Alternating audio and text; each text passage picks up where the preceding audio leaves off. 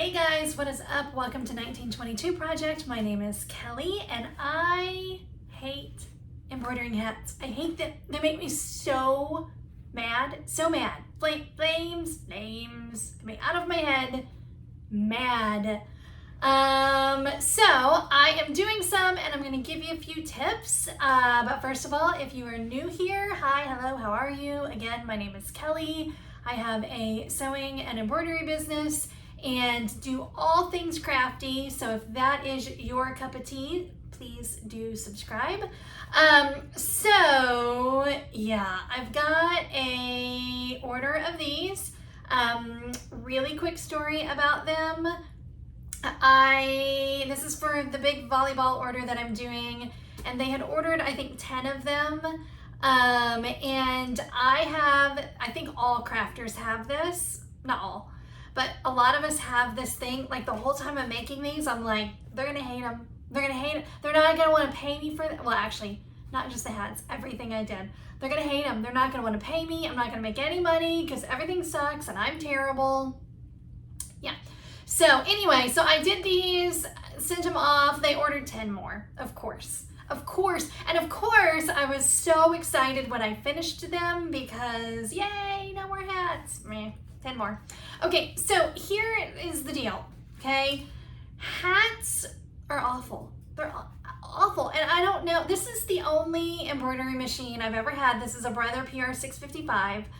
I know that there are probably machines that do a better job, make it easier. I don't know. Mine is not one of them. I love this machine. I love this machine. It has been very good to me. But hats, it ain't it. It ain't it. So a couple things, a couple reasons why.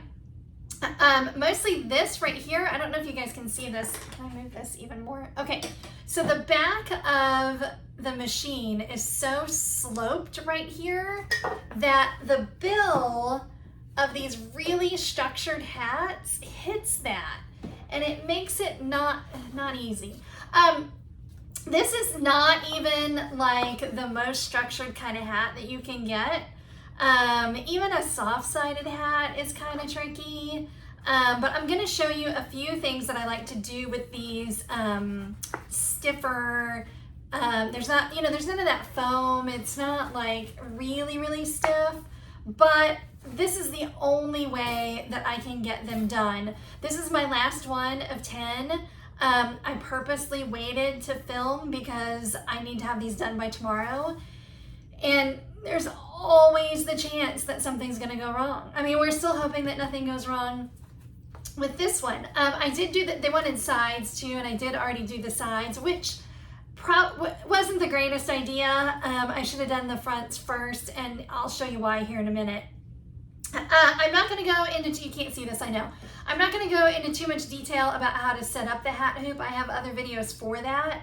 I do have kind of the original hat hoop and driver, and my understanding is there are now like better ones on the market that make this easier, but y'all, this was not cheap. And then I think the newer one is like $1,000. I don't have $1,000 to buy another one, so we make this work, and I'm going to show you how I make this work. So what I'm using today, I've got my hat. I've got some tear away stabilizer. You definitely wouldn't want to use cutaway. You would want to use tear away. You could use sticky. I am probably going to put a little bit of basting spray on it, but mostly just a good old tear away. I'm going to use 2 layers. I have found that works best for me. You may be able to just use one. And then the only other thing I'm going to use that's different is I've got a Cricut hat press, and you could use just a regular iron. You could also use I have one of those little, like, looks like a little triangle kind of iron. That's what an iron looks like, right? But the Cricut ones, it's not Cricut, it's a off-brand, but one of the little mini press things. You could use one of those, but for me, this works fantastic. And I've used this for other things too, like sublimation, that sort of thing. So I had this on hand and it's just what works, but you can use whatever works for you. And then a spray bottle of water. So I'm going to turn you around and have you kind of overhead looking at my hat hoop so you can see what I'm doing here. It's all about the hooping, and I should mention that also your design. So if you are doing hats, I do my own, what's that called? Digitizing. But if you are hiring it out, you want to make sure that person knows that it's for a hat. This design, but especially like lettering, it needs to go from the bottom up and the inside out. Or opposite, I guess. Inside out, bottom up. And so that as you're stitching, it flattens down that hat. And even that sometimes I can't get perfect. But this one has been working well. Again, I just do my own digitizing, but I used to buy designs on Fiverr, and as long as you let them know, then a digitizer knows what to do. So let me show you how I hoop this. Okay, so I've got my heat press on, hat press, and I just one little squiggly. It doesn't need to be super hot. That's why you could probably use an iron too. And then I'm just gonna take my hat and I'm gonna spray it down. Basically what you wanna do is you wanna steam your hat. I guess I should have said earlier that you could use like a steamer too. That would probably actually even be better.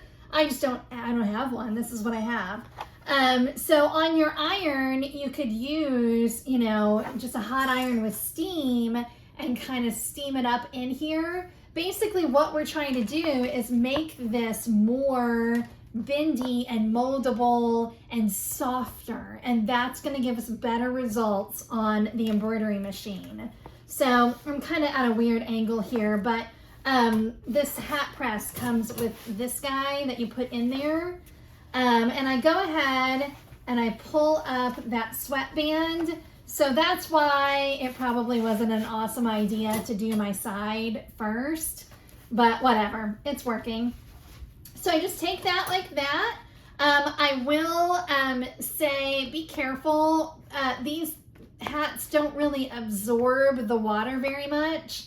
So on more than one occasion, I have put the iron here and burned my pasty white legs. So take this and we're just gonna move it around. And again, that's just gonna soften it up, create a little bit of steam. You probably can't see the steam, but there is a little bit. I will say you wanna kind of move it quite a bit. Otherwise, you'll get a little crease right here. It will go away, but just to save yourself that. There, we got some good steam. So just keep molding that like that. And that gets us nice and warm and a little more pliable. So now,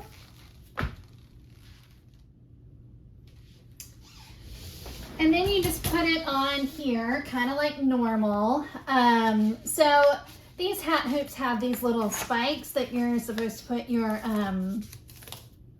stabilizer on. They don't really work all that great, especially if you've got 2 layers, but whatever. So we got that. You can do a little of that. And then we're gonna put this on here. And again, another reason why when you put these on here, you gotta get your sweatband out of the way. And since I've got embroidery over here, it's a little bit more difficult, but it's not terrible. So then I take this and I latch it on, but I don't clamp it down just yet. And I've shown this before in another video, but you wanna make sure that when you do this, the teeth of this bar are lined up with the seam right here. That's gonna keep things nice and straight. So we're gonna do that as usual. And then I just kind of tug at it a little bit. Another drawback of this machine, of a lot of these machines, is it's pretty tricky to get close to your brim. So I just am mindful of that, and I just kind of scooch things just a smidge without getting them off center or out of line, and do that. And then I take this again and I rub it over it while it's on the hoop. And I'm just kind of tugging here and making things nice and flat as I can. What I have found is that as the needle goes down, if this is really poofy, then everything gets all out of whack. So you're wanting to create a flatter surface for your embroidery to go on. So that's pretty good. I then pull it tight and put my, these should have come with your hat hoop or your machine, I can't remember now. My hoop did not come with my machine, I bought it separately.